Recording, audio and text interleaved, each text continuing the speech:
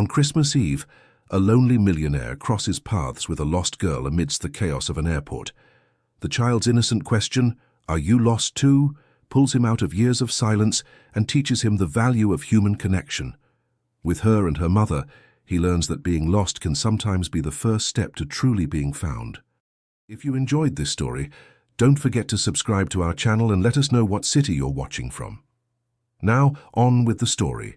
The airport buzzed like a disturbed beehive. Families hugged in hurried goodbyes while speakers announced endless delays. Colorful balloons escaped from the small hands of restless children, floating toward the high ceiling like lost dreams. The smell of coffee mingled with the sweet aroma of freshly fried donuts, creating an atmosphere that should have been welcoming, but only intensified the sense of chaos. Amidst all this commotion, Alexander Montgomery watched the human movement with tired eyes. At 52, he ran one of the largest tech companies in the country, but here, confined to his state-of-the-art wheelchair, he seemed like just another passenger lost in the terminal. His impeccable Armani suit contrasted with the empty expression he had worn for so long. In his lap, a teddy bear worn by time seemed completely out of place in his elegant hands. "Mr. Montgomery, your flight to Miami has been cancelled due to the storm," informed Robert, his assistant, checking his phone for the 10th time in 5 minutes. "I can rebook you for tomorrow morning?" Alexander didn't answer immediately. His fingers unconsciously stroked the bear's worn-out ears, a gesture that had become automatic over the past 5 years. The toy had been bought on a December afternoon, wrapped with care and affection, but never delivered. Now it was his constant companion, a painful reminder of unfulfilled promises and words never spoken. "Sir," Robert insisted, worried by his boss's prolonged silence. "Leave it," Alexander murmured, his gaze shifting to the window where snowflakes were beginning to dance against the glass. "There's no rush." In truth, there was nowhere to go. The mansion in Miami was just another of his empty refuges, a place where the echo of his footsteps, or the whir of his wheels, reverberated through the silent hallways. After the accident that had left him paraplegic 3 years ago, Alexander had closed himself off even more from the world. The company continued to thrive under his strict leadership, but his personal life had become a succession of mechanical commitments and lonely nights. Robert stepped away to make some calls, leaving Alexander alone with his thoughts. The terminal was busier than usual, being Christmas Eve. Young couples pulled suitcases while discussing last-minute plans. Elderly people leaned on each, other carrying bags of carefully wrapped gifts. Entire families organized themselves into small groups, the children running between the adults' legs with inexhaustible energy. All that human connection made Alexander feel even more isolated. He had built an empire, accumulated wealth that would last for generations, but he had no one to share even a simple Christmas dinner with. His parents had passed away years ago, and he had never allowed himself to form deep bonds with anyone. Work, contracts, meetings, that was the language he mastered. Loving, trusting, being vulnerable. Those were unexplored territories that now seemed impossible to navigate. A delicate touch on his sleeve pulled him from his melancholy thoughts. Alexander looked down and found a little girl, maybe 4 years old, with messy brown hair and curious eyes that sparkled like stars.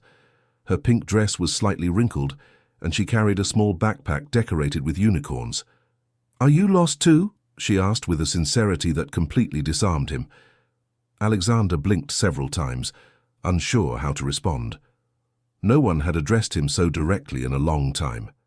People usually approached him with excessive reverence or financial interest, but this small child looked at him without fear, without judgment, only with genuine curiosity. I don't know," he answered honestly, surprised by his own sincerity. The girl tilted her head, studying him intently. Her eyes fixed on the teddy bear, and a soft smile lit up her face. "Is he your friend?" she asked, pointing to the toy. Alexander looked at the bear as if seeing it for the first time. He was a gift for someone special. "And you didn't get to give it to them?" The simple question hit Alexander like a punch to the gut. For 5 years he had avoided thinking directly about that day, about the unspoken words and missed opportunities. But here was a 4-year-old, asking the question he had never managed to form himself. "No," he whispered. "I didn't." The girl nodded seriously, as if she perfectly understood the complexity of the situation. Then, without asking permission, she sat on the floor next to his wheelchair, leaning her small back against the wheel. "My mom says that sometimes the most important gifts are the ones we don't get to give," she said, looking straight ahead, "because they stay in our hearts forever." Alexander felt a lump in his throat. When was the last time someone had spoken to him about the heart? In his corporate world, emotions were seen as weaknesses to be eliminated. Efficiency, results, profits. Those were the only measures of value he had known for years. "What's your name?" he asked, genuinely interested. "Sophia," she replied, turning to face him. "And you?" "Alexander." "Alexander is a pretty name. My mom told me Alexander was a very important king. He conquered the whole world." "Yes, he was. But I bet he got lost sometimes too," Sophia said with a wisdom unlikely for her age. "Everybody gets lost, even kings." Alexander couldn't understand how such a small child could articulate such profound thoughts. There was something in the way she spoke, an emotional maturity that didn't match her 4 years. It was as if she had lived experiences that forced her to grow up faster than she should have. "And you, Sophia? Are you lost?" She shrugged. "A little. I was looking at some candy in the store over there, and when I turned around, my mom was gone. But she'll find me. She always does." The absolute confidence in her voice was both touching and disconcerting. Alexander couldn't remember ever having such faith in anyone, not even himself. His business successes came from meticulous planning, tight control, and a healthy dose of mistrust. "How can you be so sure?" Sophia smiled, revealing a few baby teeth still coming in. "Because love is like a lighthouse. My mum explained it to me. Even when it's really dark, love can always guide us back home." The girl's words echoed in Alexander's chest, like distant bells. He had forgotten that love could be a guide, a force that brought people back to each other. In his world, love had become a dangerous vulnerability. "My mom writes stories," Sophia continued. "She says every person has a story. What's yours?" The question caught him off guard. Alexander opened his mouth to give his standard answer, CEO, tech company, but the words wouldn't come. "It's complicated." "The best ones always are," Sophia replied. "Easy stories are boring. The ones with sad parts make us grow. It's about a girl and her mom who take care of each other. Sometimes it's hard, because it's just the two of us, but my mom is very brave," she said when he asked about her story. The simplicity touched Alexander deeply. There was no self-pity, just facts stated with maturity. This child possessed something he had lost, perspective on what mattered. "She works at a restaurant at night and writes during the day. She says I'm her sunshine. Everybody needs to have a sunshine. Who's yours?" The question struck him like lightning. He hadn't thought in terms of light for years. His life had become a series of fulfilled obligations and achieved goals. His eyes turned to the teddy bear. For a moment, the memory of a smile flashed. Blonde hair shining, a crystal-clear laugh, small hands reaching out, the image vanished as quickly as it came. "I had a sunshine," he whispered. "But it went out." Sophia stood up and placed her small hand on his. "Sometimes the sun is just hiding behind the clouds. My mom taught me that doesn't mean it's gone forever." Alexander felt his throat tighten. How could this child articulate truths he had spent years avoiding? A woman's voice echoed through the terminal. "Sophia, Sophia, where are you?" The girl turned, her face lighting up. "That's my mum. I knew it." Alexander saw a young woman running, her hair flying, her eyes red with worry. "Come with me," Sophia said, taking his hand. "Let's go to her." Alexander hesitated. His first instinct was to pull away, but there was something in Sophia's urgency that made him want to help. As they got closer, he noticed more details. She was young, in her early 30s, with simple but clean clothes, a natural beauty, but also lines of exhaustion that suggested sleepless nights. When her eyes met Sophia's, the relief was intense. Sophia. Oh my God. The woman knelt, hugging her daughter with a force that spoke of absolute love. Mommy, I wasn't really lost. I found a friend who was lost too. The mother looked up and noticed Alexander. For a moment their eyes met. He saw deep gratitude, not judgment. But when she noticed the teddy bear, something in her expression changed. Her eyes filled with a sudden understanding, as if she recognized the pain he carried. "Thank you," the woman said, her voice trembling with restrained emotion. "Thank you for watching her." Alexander nodded, feeling uncomfortable with the intense gratitude in her eyes. "She was the one watching me, actually." Sophia smiled, still clinging to her mother's neck. "Mommy, this is Alexander. He has a teddy bear that was a gift, but he didn't get to give it. It's just like the one you had for—" "Sophia," the woman interrupted gently. Her eyes filling with tears, she quickly blinked away. "How about we don't bother the gentleman anymore? He must have important things to do." But Alexander noticed how she pressed her lips together when she mentioned the bear Sophia had started to describe. There was pain there, an open wound he recognized because he carried a similar one. For a moment the crowded terminal disappeared around them, and there were only two, wounded souls trying to pretend they were whole. "Actually," Alexander said, surprised by his own words, "my flight was cancelled. Like everyone else's, I imagine, because of the storm." The woman glanced at the window, where the snow was now falling in thick flurries, covering the airport runways like an impenetrable white blanket. "Yes, ours too. We were going to my sister's house upstate. Sophia was so excited to see her cousins. And now we get to sleep at the airport," Sophia said with unexpected enthusiasm. "It'll be like an adventure, right, Mummy?" Alexander saw the mother's expression tighten slightly. She tried to hide it, but he caught the flash of worry, the quick calculation she was making in her head. Money for a hotel, unplanned costs, a tight budget. It was the kind of worry he hadn't experienced in decades, but recognized from the time his parents struggled to keep their small electronics shop afloat. "I'm Marina," she said finally, extending her hand. "Marina Sanchez." "Alexander Montgomery," he replied, shaking her hand. Her skin was rough, calloused from work, but her grip was firm and honest. Marina hesitated for a moment, seeming to struggle with some internal decision. Then, as if reaching a painful conclusion, she knelt again beside Sophia. "Honey, I need to tell you something. Our suitcase. It got left on the bus that brought us here. I forgot to grab it when we were rushing so we wouldn't miss our flight." Sophia frowned, processing the information. "But our clothes are in there. And my sleepy time bunny." "I know, sweetie. But we'll figure it out. We always do, right?" Alexander watched the exchange between mother and daughter, noticing how Marina tried to maintain an optimistic tone while her eyes revealed a silent panic. Sophia, for her part, showed a resilience that was heartbreaking, the acceptance of a child who had learned far too early that life didn't always go as planned. "The company's VIP lounge has facilities," Alexander said suddenly. "Showers, comfortable couches, food. You could—" "No," Marina interrupted, her pride manifesting as a defensive barrier. "Thank you, but we can't accept. You've been kind enough helping Sophia."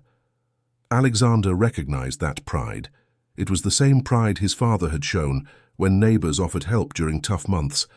The dignity of someone who had learned to rely only on themselves, even when it meant unnecessary suffering. "It's not charity," he said carefully. It's gratitude. Sophia taught me something today, about suns hiding behind clouds." Marina looked at her daughter, then back at Alexander. "Sophia has a habit of being too wise for her age. Sometimes I worry that she had to grow up too fast." The words left Alexander's mouth before he could censor them, and he saw immediately that they had hit a nerve. Marina bit her lower lip, a gesture Sophia had inherited from her. "Yes," she whispered. "Exactly that." The loudspeaker crackled again. "Attention passengers, due to adverse weather conditions, all flights scheduled for this evening have been cancelled. The airport will remain open, but we recommend you seek alternative accommodations in the city." "Mommy," Sophia tugged on Marina's sleeve, "I'm hungry." Marina opened her purse, and Alexander saw the nearly empty interior, a thin wallet, some tissues, a small worn notebook, and a pen. She took out a few coins and counted them discreetly. "How about we share something at the food court?" Alexander suggested. "I was thinking of getting a bite to eat anyway." "Mr. Montgomery." "Alexander, please." "Alexander," Marina corrected. "We really can't." "Can I say something?" Sophia interrupted, looking between the two. "Adults, you two are doing that thing grown-ups do when they're being stubborn to be polite." Alexander almost smiled, but Sophia's serious expression stopped him. "What thing?" "When people want to help each other, but they worry about pride and silly rules. My mum taught me that accepting help is sometimes a gift you give to the person who wants to help." Marina was visibly moved by her daughter's words. "Sophia, it's true, Mommy. Remember when Mrs. Rodriguez brought over soup when you were sick? You didn't want to take it, but I said that if you didn't, Mrs. Rodriguez would be sad because she wanted to take care of you." Alexander watched Marina's internal conflict play out on her face. Pride was fighting against need, and both were losing to the love she felt for her daughter. "Okay," she said finally, "but just a quick snack and I'm paying my share." "Deal," Alexander lied, already planning how to get around that condition. As they walked toward the food court, Sophia swinging between them, holding both their hands, Alexander noticed that Marina carefully avoided looking at the windows of the expensive stores. There was something painful in the way she kept her eyes fixed ahead, as if forcing herself not to see what she couldn't have. At the food court, they chose a table near the window. Sophia was fascinated by the snow, pressing her nose against the glass and drawing shapes with her finger. "Has she always been like this?" Alexander asked, watching the girl. "So wise." Marina sighed, a deep sadness passing through her eyes. "Since she was little. Sometimes I think she got it from her father." Her voice faltered slightly on the last word. "He—" Alexander hesitated, not wanting to be intrusive. "He left when she was 6 months old," Marina said simply. "One morning he was there, by nightfall he was gone. No explanation, not a word. Just disappeared." Alexander felt as if he'd been punched. He had assumed it was a loss from an accident or illness, something unavoidable and tragic. But abandonment? The cruelty of a deliberate choice seemed so much worse. "I'm so sorry," he murmured. "The worst part wasn't that he left," Marina continued, her voice low so Sophia wouldn't hear. "The worst part was explaining to a child why her father chose not to stay. How do you tell a little girl she wasn't enough to make someone want to stay?" Alexander looked at Sophia, who was now drawing hearts on the fogged-up window, humming softly to herself. Her innocence contrasted brutally with the pain her mother carried. "You didn't tell her that." "Of course not. But kids feel things even when they don't understand. Sophia has always been overly careful with my feelings, always trying to protect me. A child shouldn't have to worry about taking care of her mother." Alexander thought of the teddy bear in his lap. Sometimes life forces us to carry burdens we shouldn't have. "Too." Marina studied him intently. "You speak from experience." Before Alexander could answer, Sophia returned to the table, her eyes bright with curiosity. "Mummy, can I ask Alexander something?" "Depends on what it is, sweetie." Sophia turned to Alexander with the seriousness he was already learning to recognize as her trademark. "Why do you carry the teddy bear if it makes you sad? I can see you get sad when you look at it." The question struck Alexander like a bolt of lightning. He looked at the toy in his hands, then at Sophia's expectant eyes, then at Marina, who was watching the exchange with an unreadable expression. "Because," he said slowly, "sometimes you have to carry the sadness to remember that the love was real, even when it hurts." Sophia nodded, as if this made perfect sense to her. But then she asked the question Alexander wasn't prepared to answer. "And who was the gift for? For your sunshine that went out?" Alexander felt the world stop around him. Sophia's words echoed in the silence, and he realized Marina had stopped breathing. When he looked at her, he saw something in her eyes that took his breath away, a sudden, terrible understanding, as if the pieces of an impossible puzzle were clicking into place. Alexander, Marina whispered, her voice trembling. What was her name? Alexander felt the world crumble around him. Marina's words echoed in his mind like a distant siren, and he realized his hands were shaking as he held the teddy bear. For a moment, he considered lying, deflecting, running from the truth that seemed to be closing in like an inevitable storm. Sophia looked between the two adults, sensing the sudden tension. "Mommy, why did you turn all pale?" Marina didn't answer.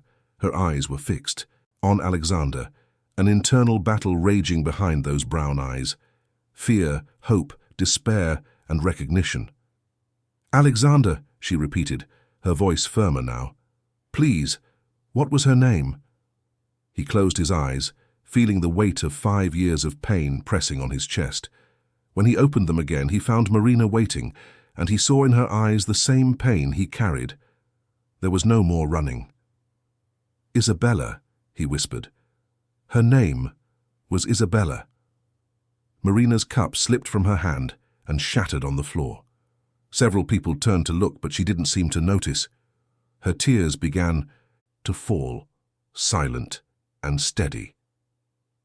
Sophia immediately got up and rushed to her mother's side.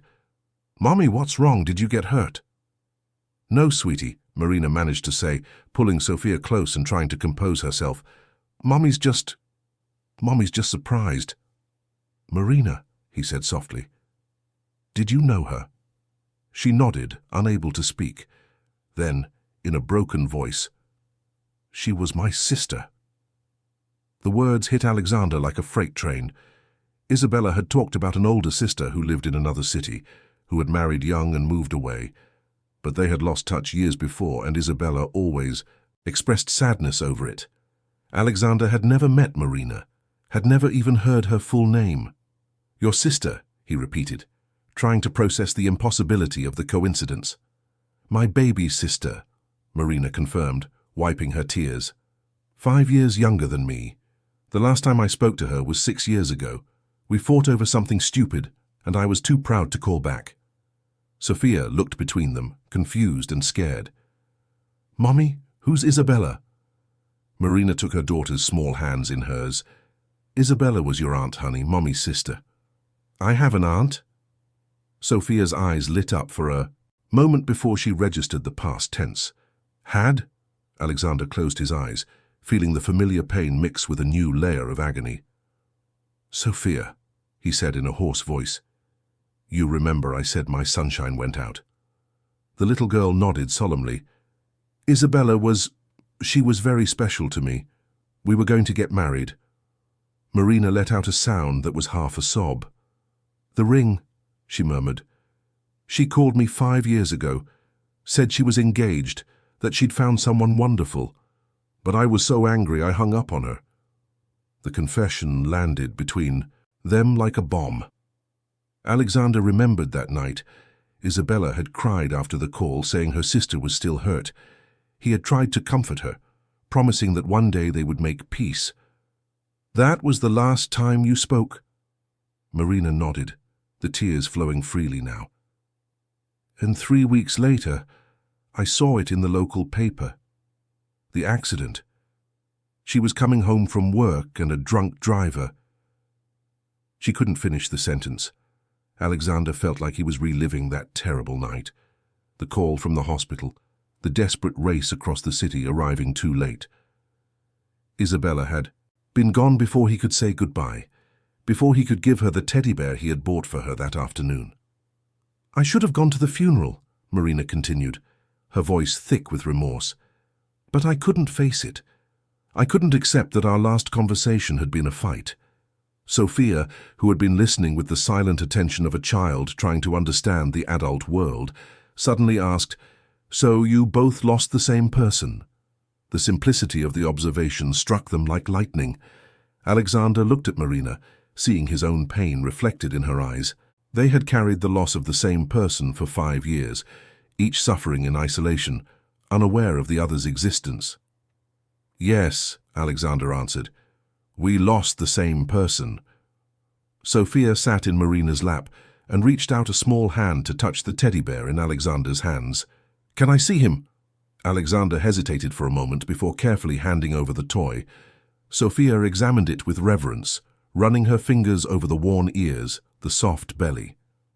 "He's very handsome," she said. "I bet Aunt Isabella would have loved him." Marina sobbed, pulling Sophia closer. Alexander watched, feeling as if a 5-year-old wound was being opened and cleaned for the first time. "Marina," he said gently, "there's something you need to know about Isabella's last days." She looked at him, expectation mixed with fear. "She talked about you all the time, about how much she missed you, how she wanted to reconcile. She had bought a Christmas card to send you that year. It was in her car when—" Alexander paused, composing himself. "The police gave me her personal effects. The card was there, already written, just missing the address." Marina covered her mouth with her hands, her shoulders, shaking with silent sobs. "What did it say?" she managed to ask. Alexander closed his eyes, remembering the words he had memorized after reading the card hundreds of times. It said, "Mari, I know you're still mad at me, but I can't go through another Christmas without telling you I love you. You were always my hero, my big sister who took care of me when Mom and Dad couldn't. Please forgive my stubbornness. You're Bella." Marina's crying was audible now, drawing concerned glances from other passengers. Sophia stroked her mother's hair, whispering words of comfort with a maturity that was heartbreaking. "Mommy, don't cry. Aunt Isabella loved you. I felt it when Alexander said it." Alexander watched Sophia comfort her mother and felt something definitively break inside him. This child, who had grown up without a father, who had learned too early to be strong, was now taking care of 2 adults shattered by the same loss. "Marina," he said, "there's one more thing." She lifted her tear-stained face. "Isabella was pregnant when it happened." The silence that followed was deafening. Marina stopped crying abruptly, her eyes widening. "Pregnant? 2 months. Not everyone knew yet. We were going to tell the family after Christmas." Alexander felt tears burn his own eyes. She was so excited to be a mother. She talked about having a family, about how she wanted you to meet the baby. Marina stood up abruptly, nearly knocking Sophia over. I need a minute." She walked quickly toward the restroom. Sophia was left alone with Alexander, still holding the teddy bear. She looked at him with those eyes that were too wise for her age. "Mommy is very sad," she observed. "Yes, she is. Sometimes we find out things that hurt our hearts. But they can heal too, right? Mommy always told me about her sister. She said she had a beautiful, smart sister, but they had a fight, and now she was too far away." Alexander felt a lump in his throat. She talked about Isabella. Every time I asked why I didn't have aunts or grandparents, Mommy said she had a sister who lived in the stars now, and that one day, if I was very good, maybe I could meet her. Sophia's innocence cut Alexander like a blade. Marina had found a way to keep Isabella alive for her daughter, even while carrying the guilt and regret. When Marina returned, her eyes were swollen but clearer. She sat down again, taking Sophia into her lap. "I'm sorry," she said to Alexander. "It's a lot to process." "I understand. It is for me too." Marina looked at the teddy bear in Sophia's hands. "Can I ask, why did you never bury it? Why do you keep carrying it?" Alexander considered the question for a long moment. "At first, it was because I couldn't say goodbye. Later, because it was the only thing I had left of her. And now—" He paused, looking at Sophia playing absently with the bear. "Now I think I was waiting to find the right place for it." Sophia looked up. "Maybe the bear doesn't need to go anywhere. Maybe he's already where he's supposed to be." Alexander and Marina exchanged a look, both struck by the girl's wisdom. But before anyone could respond, an announcement echoed through the airport. "Paging passengers. Marina Sanchez and Sophia Sanchez, please report to the airline information desk. Paging passengers Marina Sanchez and Sophia Sanchez." Marina frowned. "I don't understand. Our flight was already cancelled." But Alexander felt a chill of premonition. He hadn't done anything yet, But he knew that tone of announcement. Something was wrong. "Let's see what it is," Marina said, picking Sophia up. As they walked toward the counter, Alexander noticed a woman in a business suit approaching them. She had a serious expression he recognized immediately. It was the look of someone delivering bad news. "Mrs. Sanchez?" The woman in the suit approached with a professional smile that didn't reach her eyes. "I'm Dr. Paula Mendez, a social worker. I need to speak with you about your daughter." Marina felt the world stop. Her arms tightened instinctively around Sophia, as if she could protect her with the sheer force of her love. What about my daughter?" "Perhaps it would be better if we spoke in private," Dr. Mendez said, glancing at Alexander and Sophia. "No," Marina said firmly. "Anything concerning Sophia can be said in front of her. Alexander is family." Alexander felt something shift in his chest at those words. Family. A few hours ago, he was a lonely stranger in a wheelchair. Now, somehow, impossibly, he had become part of something bigger than himself. The social worker sighed, pulling a folder from her bag. "We received an anonymous tip that you are traveling with a minor without proper documentation, and that you lack the financial means to provide appropriate care." Marina's face went pale. "What kind of tip?" "The report alleges that you are in a situation of extreme vulnerability, with no fixed residence, and that you exposed the child to risk by losing her in the airport. It also mentions that you have nowhere to spend the night, and that the child lacks adequate basic necessities." Marina was speechless. Each accusation was technically true, but twisted to make her seem negligent. "I lost Sophia for 5 minutes. And as for the rest, it's temporary. Our flight was cancelled, our luggage was left on the bus." "Mommy," Sophia interrupted softly, "what is the lady talking about?" Marina looked at her daughter, seeing the innocent confusion in her eyes, and felt as if someone had ripped her heart out. How do you explain to a 4-year-old that someone wanted to separate them? "Mrs. Sanchez," Dr. Mendez continued, adopting a more official tone, "I need you to come with me to clarify the situation. The child will be placed in temporary custody." "No," Marina said, her voice rising an octave. "You will not touch my daughter." Alexander watched the scene unfold with growing horror. He recognized the kind of cold, impersonal bureaucracy that could destroy lives with forms and protocols. He knew Marina was fighting a system that saw numbers and statistics where she saw love and family. "Ma'am," the social worker said with forced patience, "I'm trying to do this in the least traumatic way possible, but I have the legal authority to—" "Wait," Alexander interrupted, his voice cutting through the air. "I'd like to understand the situation better." Dr. Mendez turned to him with poorly disguised irritation. "Sir, this does not concern you." "Actually, it does." Alexander took out his wallet and showed a business card. "I'm Alexander Montgomery, CEO of Technova Corporation. These are my niece and my sister-in-law."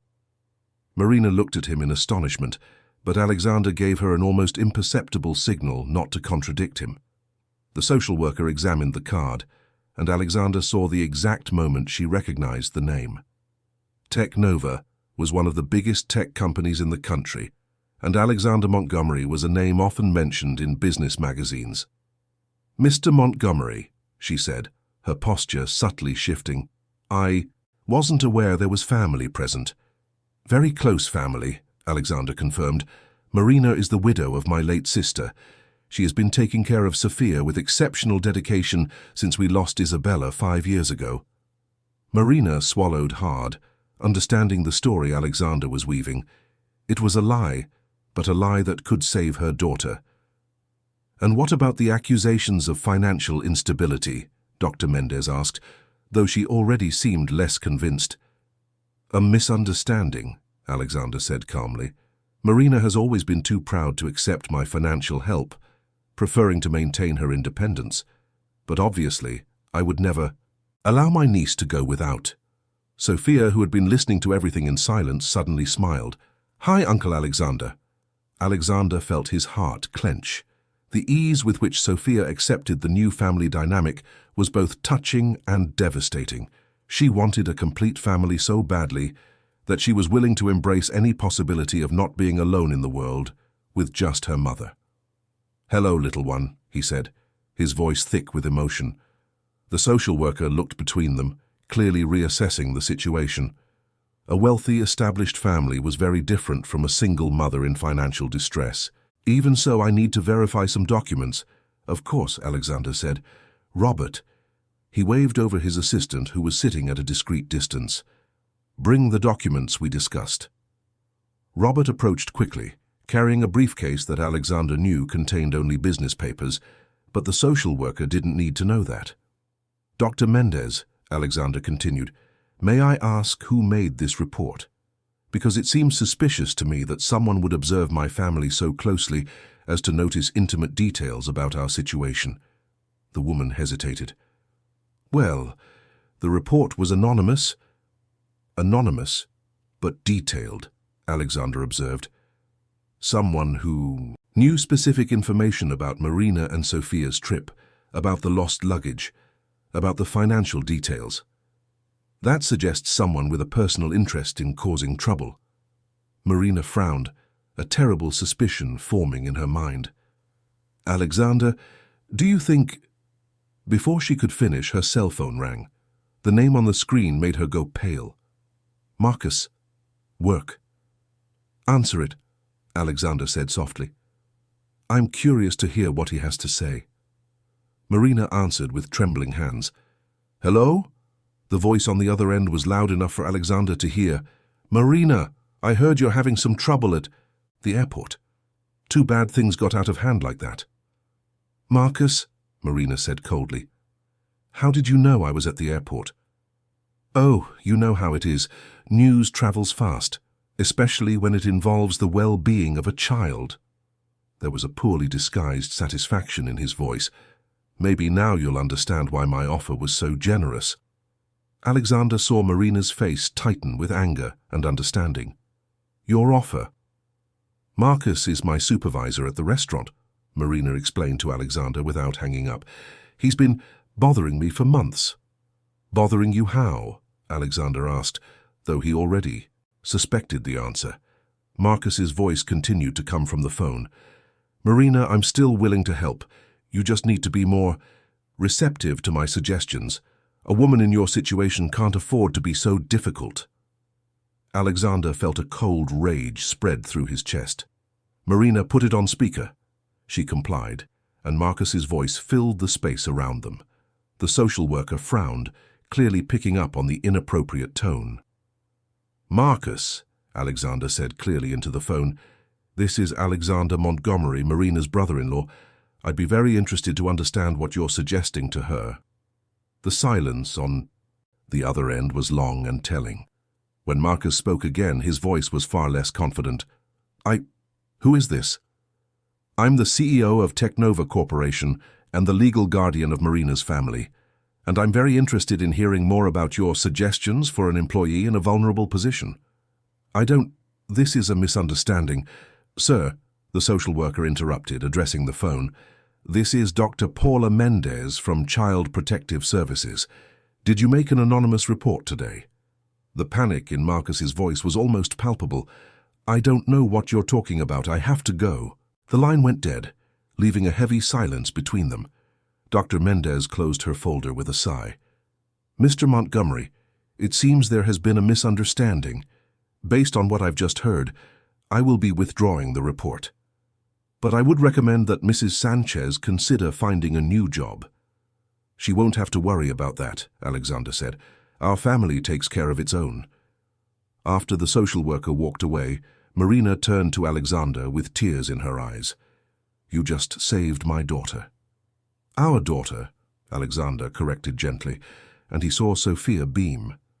But even in the relief of the moment, Alexander knew the situation was far from resolved. He had created a fiction to protect Marina and Sophia, but now he would have to find a way to make it real. And that meant facing truths about himself that he had avoided for years. "Alexander," Marina said hesitantly, "what happens now? You can't just pretend to be our family forever." Sophia looked between them with barely concealed hope. "Why not? I liked having an uncle. Alexander looked at this small child, who had lost so much and yet still radiated hope, and felt something solidify within him, a decision that would change everything. "Who said I'm pretending?" he asked softly. And that's when Sophia asked the question none of them were prepared to answer. "Uncle Alexander, if you were engaged to Aunt Isabella, does that mean you were going to be my real uncle too?" The silence that followed carried the weight of lost possibilities and reimagined futures. Sophia's question hung in the air like a bomb about to detonate. Alexander felt as if the floor had vanished from under his wheels. Marina watched him, with an expression that mixed hope and terror, while Sophia waited for an answer with the infinite patience of a child who believed in happy endings. "Yes," Alexander said finally, his voice hoarse. "If I had married your Aunt Isabella, you would have been my real niece." Sophia smiled, but then her expression grew thoughtful. "And now that Aunt Isabella is in the stars, can't I be your niece anymore?" Alexander looked at Marina, searching for some sign of how to respond. But she seemed as lost as he was, navigating emotional waters neither of them had ever charted. "Sophia," Marina said gently, "things are complicated with grown-ups." "But they don't have to be," Sophia interrupted with the relentless logic of a child. "If you both loved Aunt Isabella, and I'm her sister's daughter, then we're family even without papers, right?" Alexander felt a sharp pain in his chest. The simplicity with which Sophia saw the world was both beautiful and devastating. She didn't understand the complications of grief, guilt, or the fear of connecting with someone again. "Sweetheart," Alexander began, "you need to understand that I'm not—" "A good man," Sophia completed, tilting her head. "But you are. You looked after me when I was lost. You protected Mommy from that mean lady. You carry Aunt Isabella's teddy bear because you still love her. Bad people don't do those things." Marina wiped away a tear that had escaped. "Sophia, sometimes good people feel lost too. Alexander lost someone very important, just like we lost your daddy." "But Daddy chose to leave," Sophia said with a clarity that broke Alexander's heart. "Alexander didn't choose to lose Aunt Isabella. That's different." The silence that followed was broken by Alexander's cell phone. It was Robert calling urgently. Alexander answered, grateful for the distraction. "Mr. Montgomery," Robert's voice was tense, "I need to speak with you immediately. It's about the company." "Go ahead, Robert." "No, sir, it's better in person. It's about the investigation being conducted into your finances."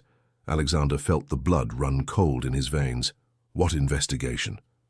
"Apparently, someone made an anonymous report to the board of directors alleging irregularities in your personal spending. They're questioning recent transfers, including some we made today for family situations." Alexander understood immediately. The lies he had told to protect Marina and Sophia were coming back to haunt him. Someone had looked into his claims and found the inconsistencies. "How much time do we have?" Alexander asked. "The board meets on Monday morning. If we can't clear this up by then—" Alexander ended the call, feeling the weight of reality crashing down on him like an avalanche. Marina watched his expression with growing concern. "Alexander, what is it?" He hesitated. How could he explain that his protective lies had created a problem that could destroy everything he had built? How could he say that trying to save Isabella's family might cost him his own stability? "It's work," he said vaguely. "Complications." But Sophia, with her supernatural perception, caught something he hadn't said. "You're scared." It wasn't a question. It was an observation, made with the brutal simplicity of a child who had learned to read adult emotions to navigate an unstable world. "Sometimes grown-ups get scared," Alexander admitted. "What are you scared of?" Alexander looked at this 4-year-old girl who had lost her father to abandonment, who had grown up watching her mother fight the world alone, and who still radiated an unshakable hope. How could he explain his fears to someone who had faced so much and remained so brave? "I'm afraid of losing the people I love," he said honestly. "But you won't lose us," Sophia said with absolute confidence. "We're right here." "Sophia," Marina intervened gently, "things aren't always that simple. Alexander has a life, responsibilities." He has a family too, Sophia insisted. He has us now. Alexander felt as if he were being torn apart inside. Sophia's faith was a gift he didn't deserve, a light that illuminated all the dark corners of his soul. But it was also a responsibility that terrified him. His phone rang again. This time it was a number he didn't recognize. "Alexander Montgomery," he answered. "Mr. Montgomery, this is Carla Ramos from the Financial Times. Would you care to comment on the allegations that you're using company resources to benefit a family you claim is related to you?" Alexander felt the world spin. "What are you talking about?" "We have information that you hired private social services and made false statements about family ties to interfere in a child protective case. Is this true?" Alexander hung up immediately, but he knew it was too late. The story was already spreading. In a matter of hours, his reputation, his company, everything he had worked for decades, could be in ruins. Marina had caught enough of the conversation to understand what was happening. "Alexander, what have we done?" "We didn't do anything," he said firmly. "I did. I created this situation to protect you. And now you're being punished for trying to help us," Marina finished, her eyes filling with tears. "Alexander, I never wanted you to sacrifice anything for us." Sophia looked between them, beginning to understand that something was very wrong. "Are you going to have to separate?" The simple question cut through the silence like a blade. Alexander looked at this child who had spent her entire life dealing with separation and abandonment, and he felt his heart shatter. "I don't know," he said honestly. Sophia stood up and walked over to him, placing her small hand on his. "Remember what you said? That sometimes the sun is just hiding behind the clouds?" Alexander nodded, unable to speak. "Maybe now it's the clouds' turn, but that doesn't mean the sun won't come out again." Before Alexander could respond, Robert rushed over, his expression desperate. "Mr. Montgomery, you need to come with me now. The situation has gotten worse." "What situation?" Marina asked. Robert hesitated, looking at Sophia. "Maybe it's better." "You can say it," Alexander said. "There are no more secrets here." Robert took a deep breath. "The IRS wants a full investigation of your finances. And there's more. Someone is questioning the legality of your corporate guardianship while you're under investigation." Alexander felt as if he'd been punched in the gut. It means you could lose control of Technova. Temporarily, at least." Marina stood up abruptly. "That's it. This can't go on." "Marina, what are you doing?" She turned to Alexander with a determination he hadn't seen before. "I'm going to the press. I'm going to tell the truth about Marcus, about the false report, about everything. I won't let you be destroyed for trying to protect us." "You can't do that," Alexander protested. "It will expose you and Sophia to attention you don't want." "I don't care," Marina said firmly. "I'd rather face the truth than live knowing your life was ruined because of us." Sophia was listening to everything with wide eyes. Suddenly, she tugged on Marina's sleeve. "Mommy, if you tell the truth about everything, will people know about Aunt Isabella?" Marina knelt beside her daughter. "Yes, sweetie, they'll know." Sophia nodded solemnly, then turned to Alexander. "And will they know that you really loved her?" "Yes," Alexander whispered. Sophia smiled through the tears that had begun to stream down her face. "Then it's okay. Aunt Isabella would be happy to know her love helped make a family." But before anyone could respond, Marina's phone rang. It was a number she recognized with growing terror. "It's Sophia's school," she said in a trembling voice. "They would only call if—" She answered with shaking hands. The conversation was brief, but Alexander saw all the color drain from Marina's face. "What is it?" he asked when she hung up.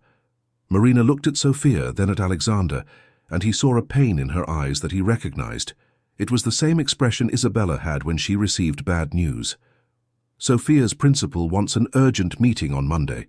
Someone contacted them questioning my ability to properly care for her." Alexander felt as if the world was collapsing around them. The attempts to protect Sophia had created a firestorm that now threatened to destroy everything they had tried to build. "Mommy," Sophia said in a small, frightened voice, "does that mean I'm going to have to go live with other people?" Sophia's question echoed through the airport like a silent scream. Marina knelt, pulling her daughter into a hug that tried to conceal the panic she felt. "No," Marina said with a firmness she didn't feel. "That's not going to happen."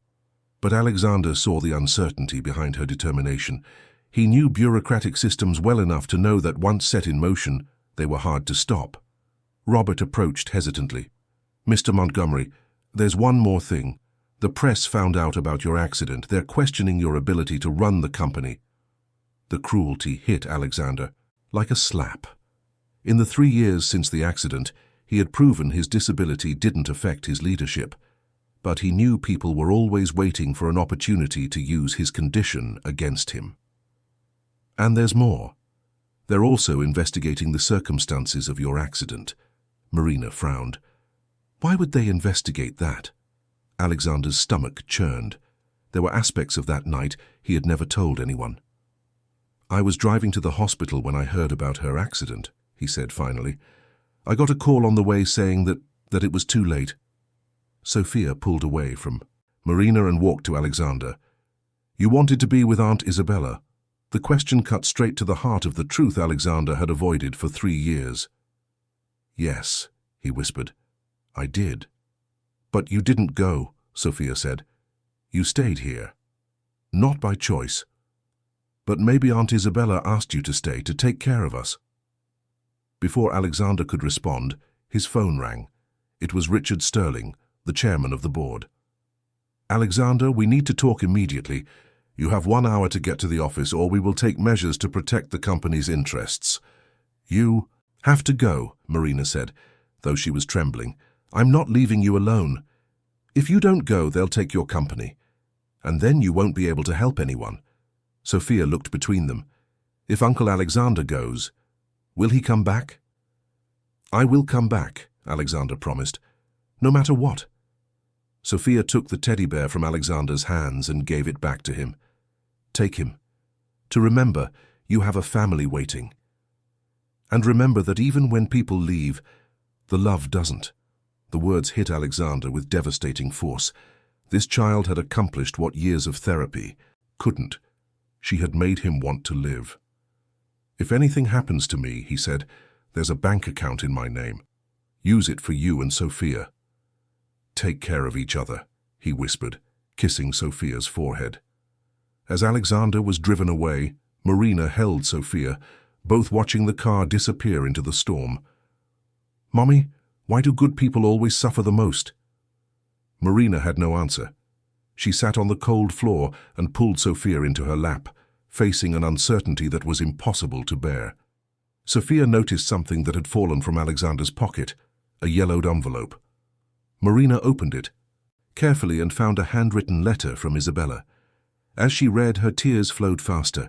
It was a letter that said, "If something happens to me, don't let my departure become the end of your ability to love.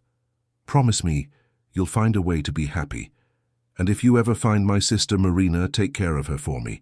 If she has children, love them as if they were your own. Mommy, Aunt Isabella knew we were going to meet." Marina hugged Sophia tighter, feeling as if Isabella were right there with them. But then Marina saw the airport television. A news report with Alexander's picture. Technova CEO Alexander Montgomery arrested on suspicion of fraud. "Mommy," Sophia whispered, "does that mean Uncle Alexander won't be able to come back to us?" Marina felt as if the world had stopped. The word arrested echoed in her mind, and Sophia was trembling in her arms. "Mommy, did they hurt Uncle Alexander?" "No, sweetie," Marina managed to say. "He just needs to clear some things up." Marina's phone rang. It was an unknown number. "Marina Sanchez." The voice was cold and professional. "This is Dr. Evans from Child Protective Services. I need you to report to our office immediately." Marina felt a punch to the gut. "An evaluation? Why?"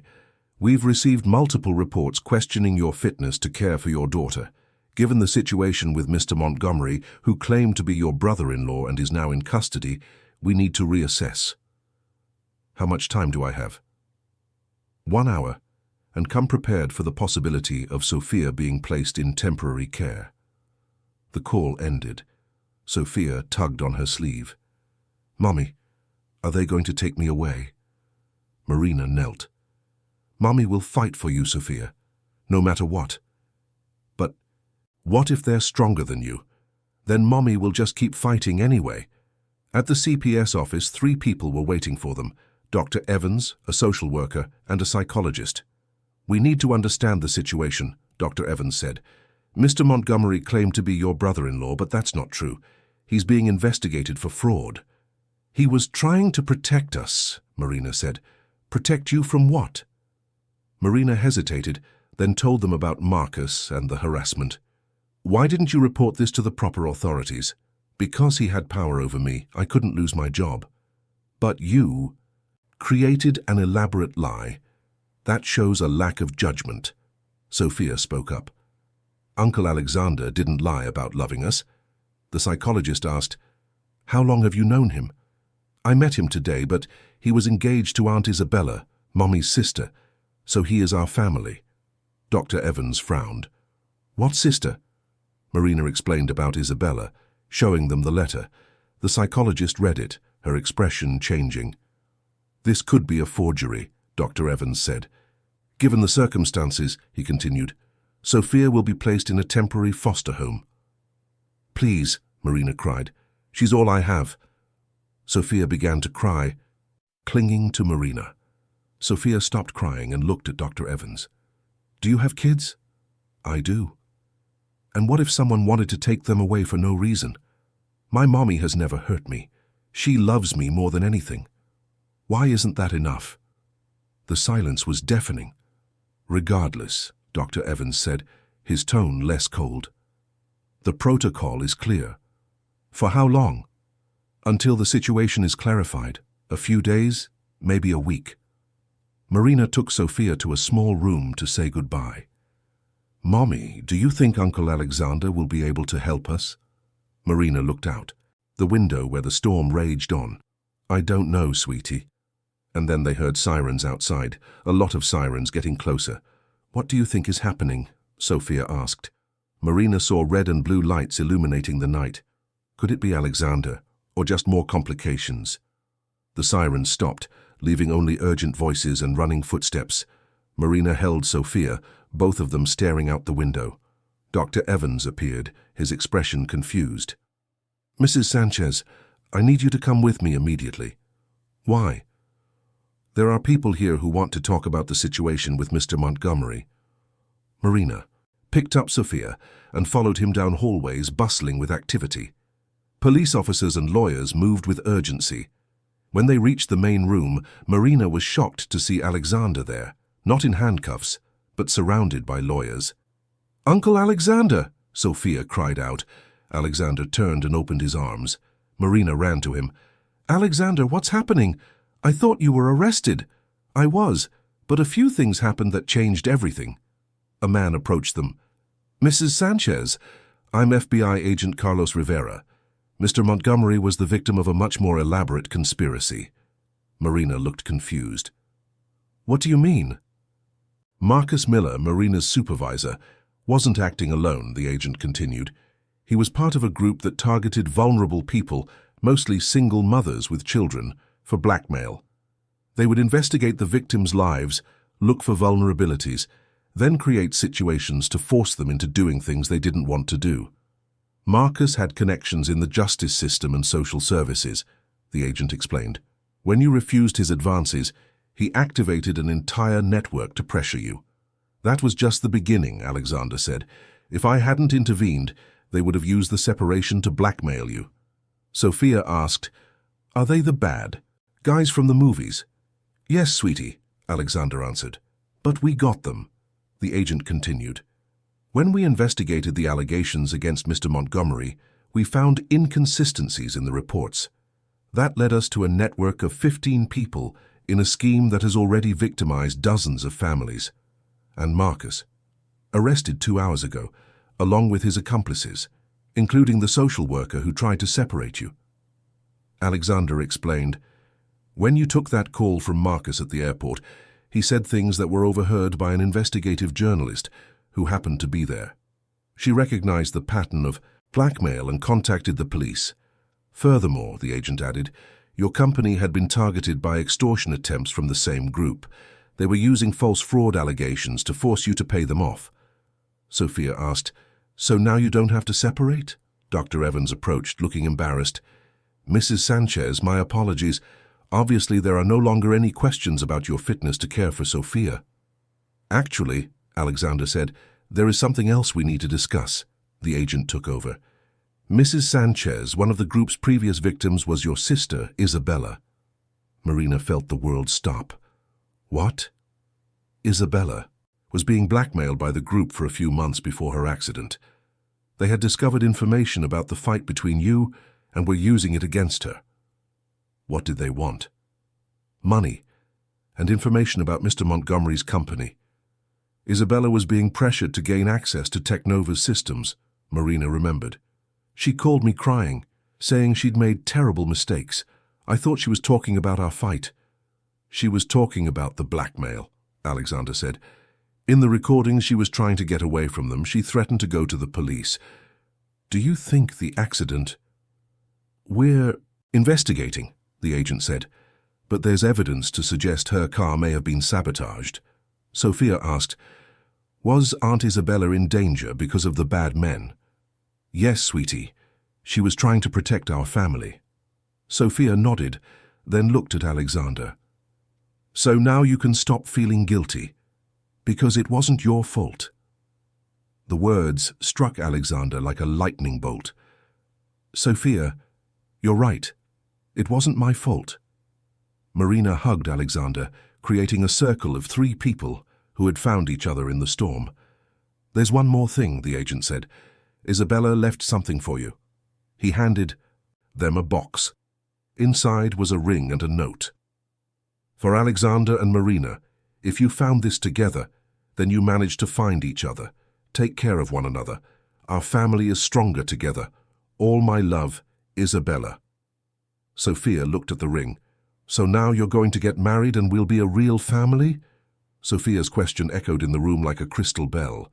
Alexander looked at Marina, who was holding her daughter with a mixed expression of hope and terror. Sophia, Marina said softly, things between grown-ups are complicated. But they don't have to be, Sophia interrupted. You like each other, I like both of you, and Aunt Isabella wanted us to be a family. What else do you need? Alexander felt his heart clench. How could he explain grief, fear, the complexity of building love on the ruins of loss? The agent discreetly withdrew, leaving them to talk. Alexander, Marina said, you need to understand. Sophia and I are a package deal. I can't let her get attached to someone who might disappear. And you need to understand that I'm already attached to both of you. You've given me a reason to wake up tomorrow. Sophia smiled. See, Mommy, he wants to stay with us. But Sophia Alexander has a different life, which I can delegate, Alexander interrupted. I've spent 5 years existing, not living. I built an empty empire. Sophia walked over to Alexander. Can I ask a question? Do you love Aunt Isabella? Yes, I do. And can you love other people at the same time? Alexander blinked, stunned. Yes, Sophia. Love isn't like a cake that you run out of. It's like one candle lighting another. So you can love Aunt Isabella and also love me and Mommy. I can. Sophia turned to Marina. And Mommy, can you really love Alexander? Marina looked at Alexander, seeing the man who had sacrificed everything to protect them. I can. Alexander held out his hand to Marina. I know this is too fast, too crazy, but I feel like I've been waiting for you my whole life. I feel it too. It's like Isabella guided us to each other.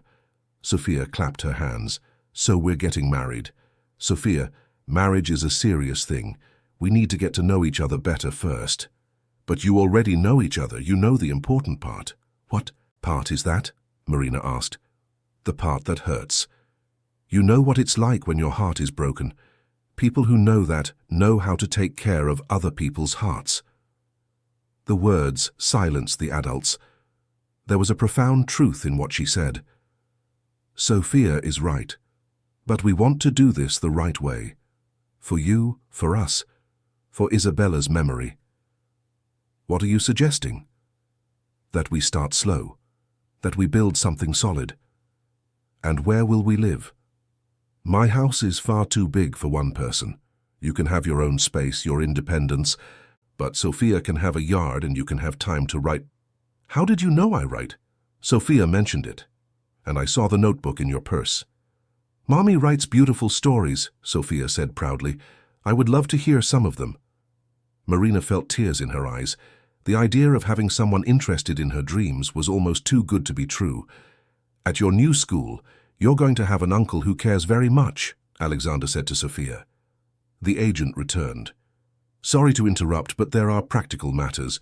With Marcus's arrest, Marina is unemployed, and with the publicity from this case, she might have a hard time.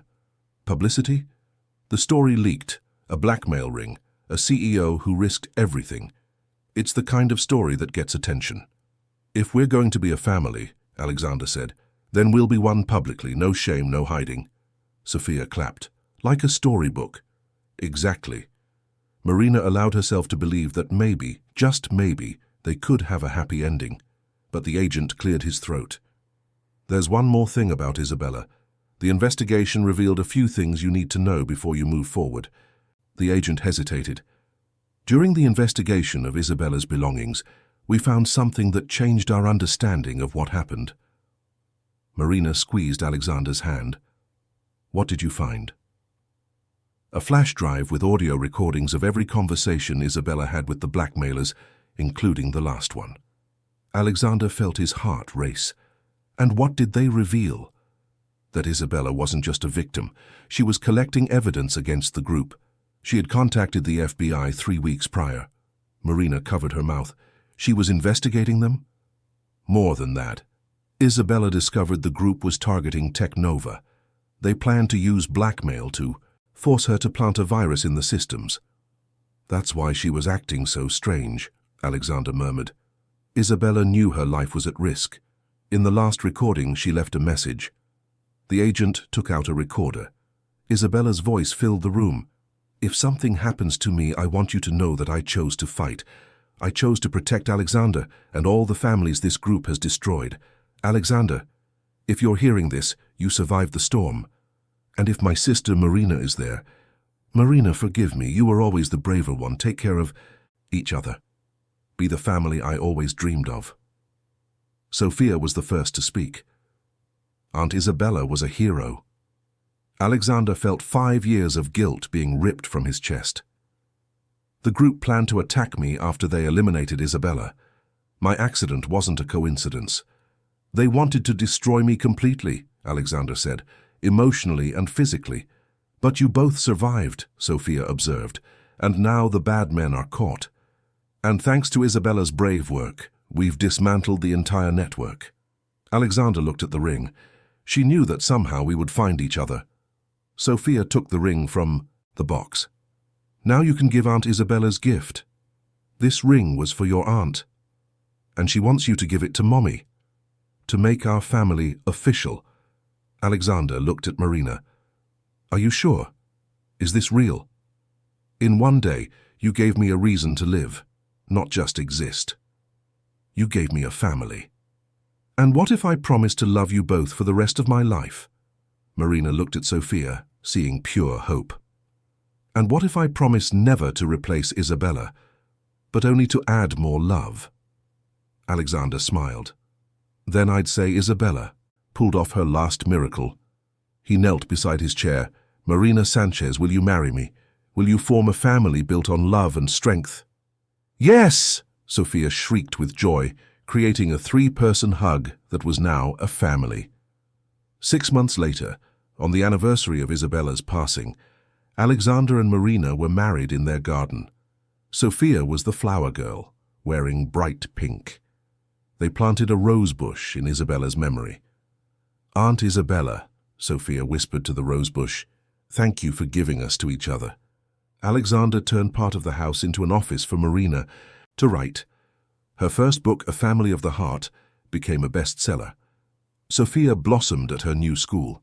She kept the teddy bear on her bed, a reminder that love never dies. It just changes form. Alexander created a foundation to assist vulnerable families, ensuring no one else would go through what they had faced. On quiet nights, they would sit in the garden and look at the stars. Isabella's presence was felt in the love they had built. "Do you think she would approve?" Marina asked. Alexander smiled, watching Sophia play. "I think she'd be proud." Sophia ran up to them. "Look, the butterflies are dancing." They watched Sophia dance in the golden garden. It was pure joy, innocence restored. "Daddy, if Aunt Isabella were here, what would she say about our family?" Alexander looked at Marina, then at Sophia. "I think she'd say that love always finds a way." Sophia smiled and took both of their hands. "So we'll just keep loving forever?" "Forever," they answered together. And as the sun set, three people who found each other in the darkest storm walked home, carrying the certainty that some families are chosen by fate, forged by pain, and bound by a love stronger than any storm. The teddy bear rested in Sophia's room, no longer a symbol of loss but of continuity, a bridge between the past they honored and the future they were building, with all the love Isabella had planted, now blooming in the family she had dreamed of seeing united. End of story. Dear listeners, we hope the story of Alexander, Marina, and Sophia has touched your heart. If you were moved by Marina's courage in fighting for her daughter and for the dignity of the family she built, please leave a like, subscribe to the channel, and tell us in the comments what part of this story resonated with you the most. Every day we bring you intense stories like this one, which reveal the deepest side of the human soul, showing that true wealth lies in the bonds we build, in the courage to accept help, and in the generosity to give back when it's our turn to extend a hand. We'll see you in the next episode, with another narrative that will stir your emotions and make you reflect on the values that truly matter in life.